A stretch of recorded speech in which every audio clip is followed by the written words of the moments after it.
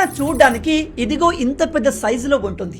ఇది ప్రపంచంలోనే 3వ అతిపెద్ద దేశం. కానీ మీకు తెలుసా, చైనా ఇంత పెద్దగా ఎక్స్పాండ్ అవ్వడానికి చుట్టుపక్కల ఉన్న దేశాలపై దాడి చేసి వాటిని ఆక్రమించుకుంది. అసలైన చైనా ప్రెజెంట్ ఉన్న మ్యాప్లో కేవలం 43% మాత్రమే ఉంటుంది. మిగతాదంతా ఇతర దేశాల నుంచి ఆక్యుపై చేసిన భూభాగాలే. మొదటగా చైనా వరల్డ్ వార్ 2ని బాగా వాడుకుంది. అదే సమయంలో ఈ చైనా మంగోలియా అండ్ మంచూరియాపై దాడి చేసి వాటిని ఆక్యుపై చేసుకుంది. ఆ తర్వాత 1949లో ఈస్ట్ తుర్కిస్తాన్పై దాడి చేసి ఆ ప్రాంతాన్ని తమలో కలుపుకుంది. ఆ తర్వాత టిబెట్ మొదట్లో ఇండియా అండ్ చైనా మధ్య ఒక ఇండిపెండెంట్ కంట్రీ లాగా ఉండేది.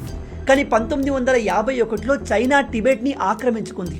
1962లో నెహ్రూ గారి హయాంలో చైనా మన ఇండియాలో భాగమైన అక్సాయ్ చీన్ని కూడా ఆక్యుపై చేసుకుంది. ఆ తర్వాత మన కాశ్మీర్లోని కొంత భాగాన్ని పాకిస్తాన్ ఆక్యుపై చేసుకుంది. అదే పీఓకే. అయితే ఈ పాకిస్తాన్ మన దగ్గర నుంచి ఆక్రమించుకున్న పీఓకేలను కొంత భాగాన్ని చైనాకు గిఫ్ట్గా ఇచ్చేసింది. అదే సక్స్గమ్ వ్యాలీ.